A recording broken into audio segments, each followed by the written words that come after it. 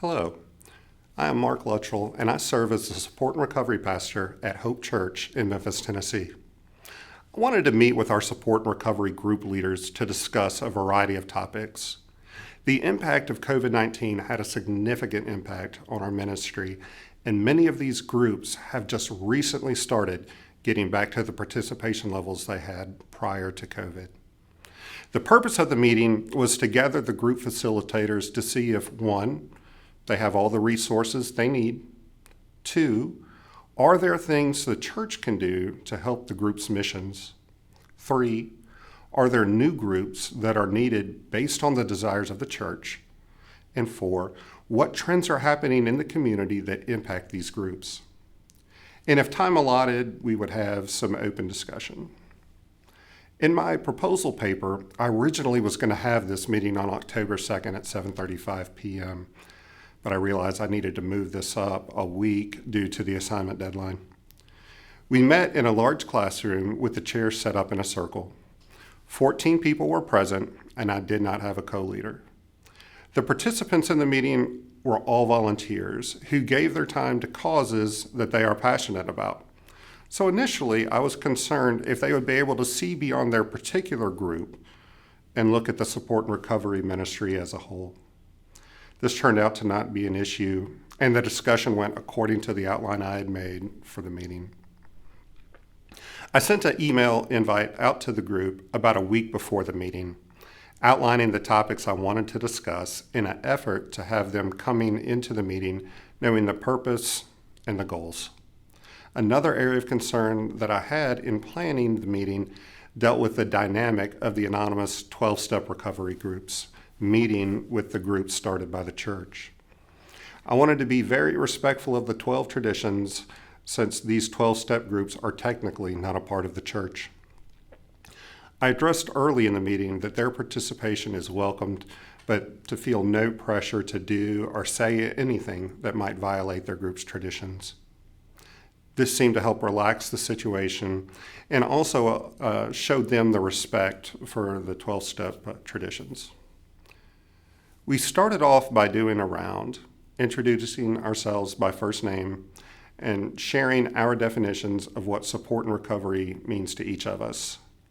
I wanted to do this comment round so everyone can see that support and recovery means different things to different people based on their experiences. Many of the participants already knew each other, but hearing the different comments seemed to have a positive impact on the group. Active listening has been a skill that I have developed over the years, so I scanned the group and saw some heads nodding in approval and saw people focusing on the person that was talking. After this exercise, I reviewed the 4 main discussion points, which were also written down on a whiteboard and divided into 4 columns. Since many of the participants were already familiar with each other, the storming and norming phase was not a significant issue. Discussion flowed relatively smoothly, and when there was some silence, I did not feel compelled to say or do anything, but used these brief pauses as an opportunity for everyone to reflect.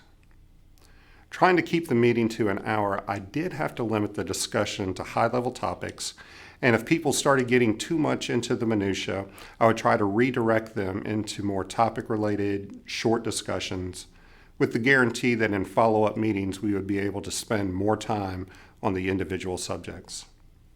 I reflected back to the speakers what I heard them say, summarized it, and wrote it on the whiteboard. This summarizing also helped linking ideas that facilitators from different backgrounds had that can lead to further discussion. After moving through the 4 topics, I decided to limit the open discussion to any announcements that might benefit the group, since we were starting to run short on time. We then agreed on a bi-monthly meeting moving forward. Overall, I think I did a fairly respectable job. There were a couple areas that I need to work on. The first was getting the group's attention to get the meeting started. There was a lot of small talk going on, and I was cautious about raising my voice or doing anything to try to get people's attention. I was glad people were conversing, but I also wanted to be respectful of people's time. Cutting people off and redirecting are areas that I still need to grow in. Many of the participants are older than I am, and in my upbringing, I was taught to respect elders and not interrupt them. So being able to redirect them to the next topic with the assurance that we'll come back to their thought at a later date was helpful. A couple of the positives were planning ahead and letting the participants have the same outline I was working from a week ahead of time. This also showed the participants that this meeting was important to me and worth the time to plan and seek their input. The use of the whiteboard was also helpful as it helped keep the group's focus on the task at hand. A final positive was having an ally in the group. My predecessor in my job is retired, but still serves as a group leader. He is incredibly supportive of me, plus he still garners a lot of respect in the church.